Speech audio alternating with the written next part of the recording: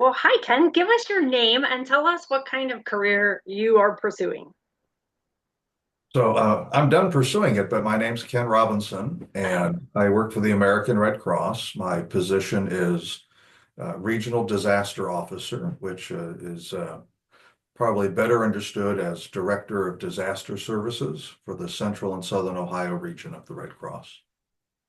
so when you stepped out into college, let me guess, you said, "Oh, I want to head up a region of the Red Cross," right? No, no, So, actually, what did you study in school? And did it or did it not prepare you for what you're doing right now? so my original plan was to be an Episcopal priest. So What? I went to school. That's what I was thought I was going to do. Okay. That was my plan for a long time. And I was engaged to Tara, who was a couple years ahead of me. My intention was to be an Episcopal priest. I studied religion and history for my majors in college at Ohio Wesleyan. And after I graduated, and then we got married, 6 weeks or so after graduation, a job opened up at the American Red Cross in Toledo. And I'd been a Red Cross volunteer since my junior year of high school. So for me, that was 1989. I was 15 when I started volunteering. And I did that in high school. And then throughout college, I organized the blood drives on campus. So I understood about the Red Cross. I understood about working with volunteers. I thought that would be fun, but I didn't think the Red Cross was going to be a forever gig. Um, and time marches on, and Tara finished her residency for med school.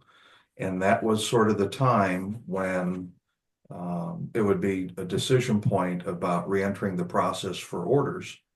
Uh, and I re-engaged that with the diocese and just came to the conclusion that I really loved what I was doing at that point. I was in a different position than volunteer services then. I was what was called the branch director, which is sort of a tiny little chapter. You do all the things for this. And for me, it was Wood County, Ohio, where Bowling Green State University is and where we live now. And I just decided that one, if I thought the bishop was being a knucklehead, I'm not allowed to say so if you're ordained. That doesn't go well. And I really liked the work that I was doing and felt called to it. So I stayed with the Red Cross, and the rest is sort of histoire. Wow. So,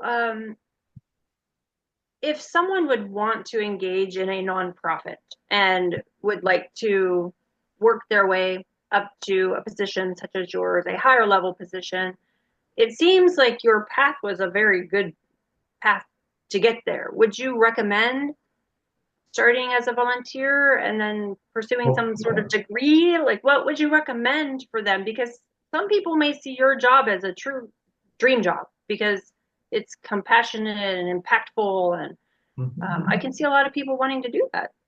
I think it's a really neat job. I'll tell you that I think it's incredibly important to me as a hiring manager um, that the person volunteer someplace, right? Volunteering says something about people. You don't have to do it. You're not paid to do it.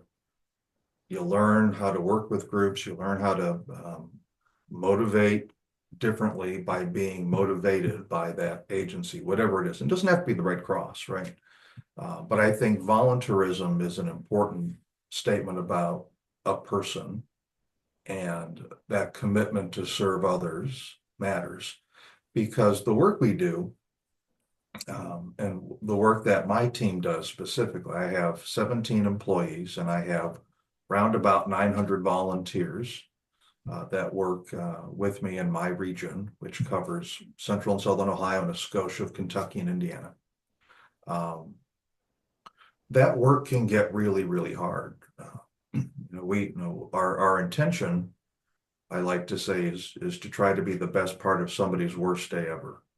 Uh, and that is everything from, a apartment complex fire where, 10, 12 people die to a person who just had their home destroyed by flooding, and maybe it's happened a couple of times before because the water runs as it runs, and you're taking on all of that. So the centering a person has to be of service matters. and the ability to work with others and learn how to do so under stress matters. Um, so I think that sort of disposition is important, because if it's all about you, if it's all about, ego or position or whatever, then this is probably not a good fit. Uh, because, when something pops, anybody can get called on to do anything, and no one's job is all that special. I mean, the jobs are different, but there's not one more special than another. They're all essential. And so, it's as likely that I am leading a disaster response somewhere in the country, or sent somewhere to be the primary officer to liaise with FEMA or a state, as it is that I'm going to be, because I find out that we need to, schlepping things off the back of a truck, or cleaning a bathroom in a shelter, or if you see it, you fix it, right? And so the disposition and the heart for service is the most important thing. The rest a person can learn. You asked about studying. So now a person can go to school in emergency management. That's new. I've been doing this 30 years, and I wasn't aware of anybody that had such a degree when I started. Certainly I don't. My bachelor's was, as I said, in history and religion. What's helpful about that preparation, though, is that you learn to understand culture, and you learn to understand how to manage information, how to research, how to translate that into something that's useful, whether it's uh, I'm testifying someplace on legislation, let's say, or working with elected officials and advocating a position, or translating risk information, hazard information, social vulnerability information, and using those different pieces of data to make decisions, to get help to the people who most need it most urgently, and for whom without it, they'll have the largest long-term negative impact. And so the management of information and the communication skills that I got at Ohio Wesleyan in those programs has really been useful. And especially the ability to write, because writing, I think, writing clarifies thought. At least it does for me. Writing clarifies thought. One thing And you haven't mentioned really is the huge workforce you have, the paid force and the volunteers. Managing a group of people that large, doing such a diverse list of tasks and services and things like that. And then yet another angle is your involvement with, say, your boards and financial responsibilities and all of those sorts of things. Um, Say someone really wants to go into or to lead a nonprofit, would a business degree be helpful, or it can be, I can it think. be just anything, do you think, as long as you can engage all of those skills? How do you get those skills? Well, I was really lucky, in my path, and it would be very different for somebody now. In my path, I was able to do a little bit of a lot of things in my career. So I've really been fortunate in my career that there was a stretch of, I think it was about 7 years when I was a branch director. And Mm. so I got to do everything from, training services, first aid, CPR, babysitting classes, and fundraising and services to the armed forces, and did that um, roundabout on either side of 9/11 and the war on terror. So it was a really active time to be doing things with our service armed forces partners. Obviously, the disaster response and relief, um, and managing volunteers, and managing communications in that space. And then I went from that space to a slightly larger one, and I've been able to go to slightly larger things over time. And I've been really fortunate to have um, good leaders to look up to, so that, and I try to be one of those, right? People make mistakes, and there's very few things that an employee or a volunteer can do that's going to bring the corporation to its knees before the day before sunrise, right? It's never happened, right? So, giving people the opportunity to do things, try things, make mistakes with things, Yeah. fix mistakes, learn from mistakes, experience or mistakes you survived. And so I've been really fortunate that way. A business degree works, right, to understand the budget, but in a corporation like ours, and the American Red Cross um, is a $3 and change billion corporation. That's mostly because of our biomed footprint, right? Funds come in to cover the blood product that goes out. It's a break even. So it's a volume question. It's not a margin question, right? The goal of the biomed colleagues, if you're looking at the sort of the corporate ledger writ large, is let's try not to lose money providing this service. Now, there's some places where we provide it, think in the deep Midwest, where there are not other providers to collect blood product. We're going to do that. We're not going to have a positive margin for that. But in another place, we might have a slightly positive margin so that we can serve a community that otherwise couldn't get served, which is a life risking proposition. So the business part is good if you're going to, in any kind of nonprofit independent of disaster services, because if you don't have no money, no mission, right? They're on the same. They're two sides of the same equation. You have to have mission to raise funds to do the work. You have to have funds to do the work. So understanding, not you don't need statistics, right? But there's a budget, we operate to it. I think too often, and I think this has been the case in a lot of nonprofits that I've been on boards in the past. You have to manage the business side of the operation or you can't deliver your mission. And none of us would treat a for-profit company this way. Oh, we're just going to spend it. We don't have it. That don't work real long, right?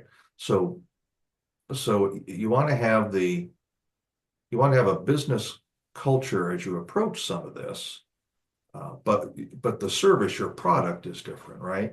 Product is that emergency communication to a service member to verify where we verify the conditions leading to the request for leave, so a person can come home to be at the bedside of a parent who is at risk of dying, or the product of we prepare hundreds of thousands of people a year to be more resilient in their communities through educational programming or smoke alarm installations or things like that, or responding to that tornado. And we create a company, if you want to think about it, in about 24 hours of hundreds and hundreds of people that come to a place, many times don't know each other, but we're all trained and understand what our jobs are. And we're spending millions of dollars. Volunteers spend it the same way that I do, right? There's no distinction between employee and volunteer and the responsibilities.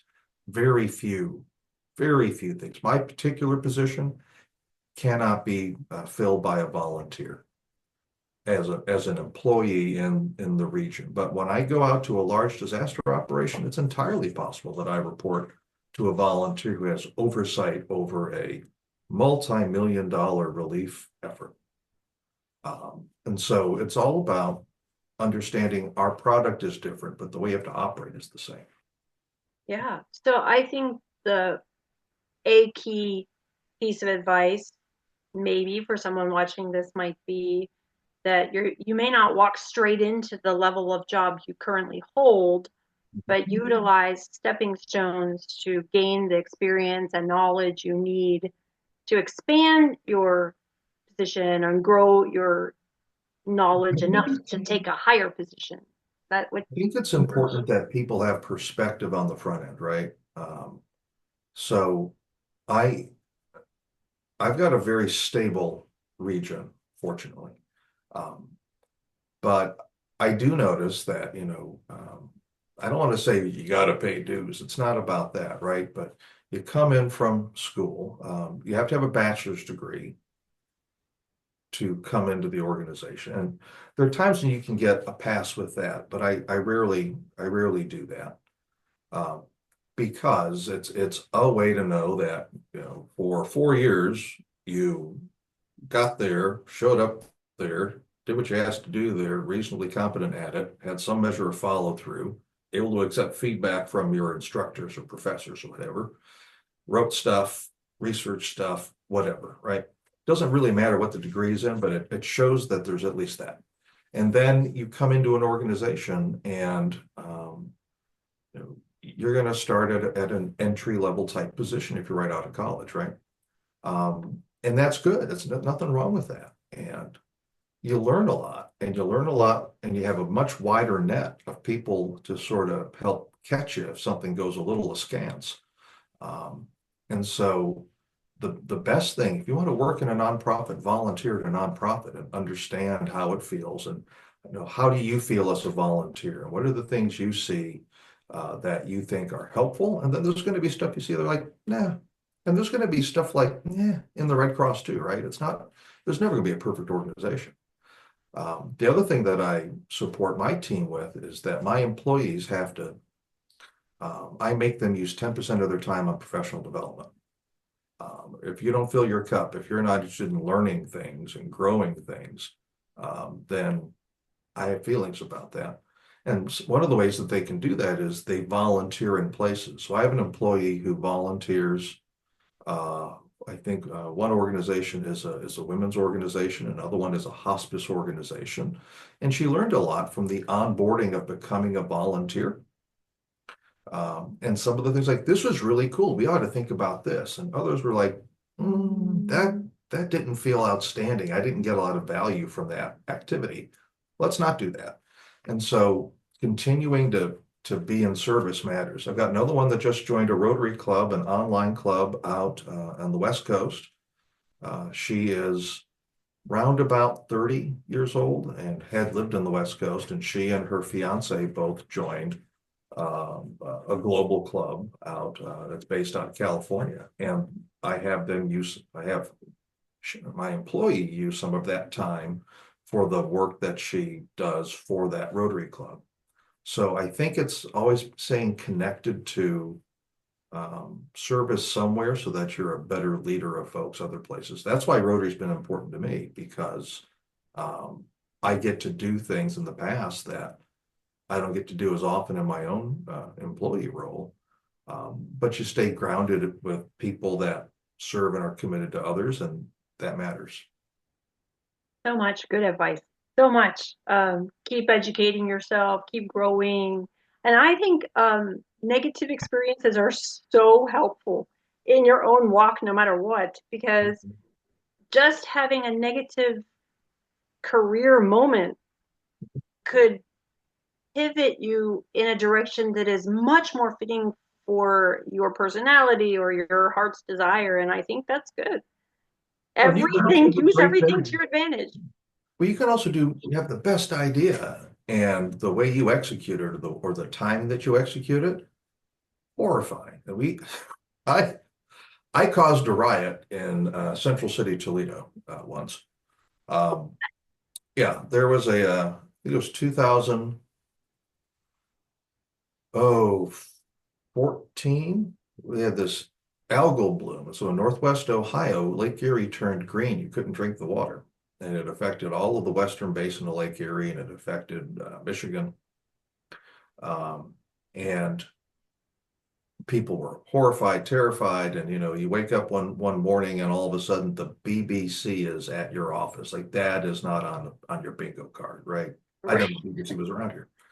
And we got through the response, and the water, they'll figure out a way to treat the water. Okay, fine. But meanwhile, I had semis of water brought in because the local government was not quite moving quick enough. And like, well, the people are thirsty now, and local government was less than effective in this particular instance. They got there eventually, right? And so I had all this water. I said, this is going to happen again. What if we took all of this water, which Anheuser-Busch makes for us? So the first couple of cans still taste a little bit like beer, but the Anheuser-Busch has a relationship with us, and they'll just put water in the cans, right? Which is easy for an older person to manipulate the can as opposed to some 5-gallon behemoth that my grandma is not going to be able to do. And we distributed the water with preparedness information to homebound senior citizens because it's good to have that around, because one of the issues is that grandma couldn't take her blood pressure medicine. uh-oh, not good, right? And so we did that, and I thought it was a brilliant idea. It's a great idea. Let's do this. We got the people from all over the country that are here. We got the water. We got the vehicles. I can make up the information. Let's do it. And so we did it. And the interwebs blew up, I'm and they sure. were like beaten down on our vehicles wanting to get water, because if we were passing out water, clearly people were lying to us, and the water's not safe. If the water was safe, they wouldn't be passing out more water. And Yeah. I'm thinking, we're just trying to help people be prepared. Yeah. The people I'm trying to prepare are thinking, clearly they're lying to us. There's a conspiracy afoot. And we're womping on we had to get the people extracted by the police to safely get out. Oh, Great idea. Didn't socialize it, didn't think about the people who were going to get it. It made for an interesting congressional brief later that day that I had to be on. Um, wasn't fatal, right? But I learned a thing about it. I bet you did. Won't make that mistake again. Teach all the young folks that I talked to, like, great ideas have a way of completely blowing up.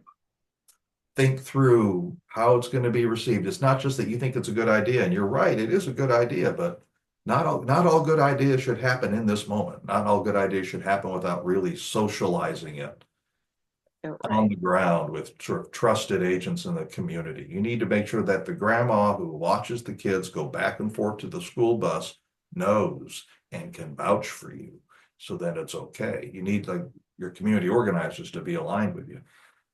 So you can do all the right things to make horrifying mistakes and learn from it. We try to be an organization that we don't try to make mistakes, but when we do, we try to make sure folks learn from it. And that if I've survived one, I'm pretty liberal about, don't do what I did. It did not go well. You will regret your life choice. So We've all done it. We've all done it. If there's somebody that's watching this video that says, "Oh my goodness, I would love to lead a nonprofit like the Red Cross," or "Wow, I was thinking about being a priest," can they still contact you? Do you mind if they communicate with you through our website? not at all. I'd be a lot better advice giver on one than the other, I think. But of course, folks can. All Absolutely. right. Well, I appreciate your time. Thanks, Ken, so much. I know you are super busy, so thanks for your time. You bet.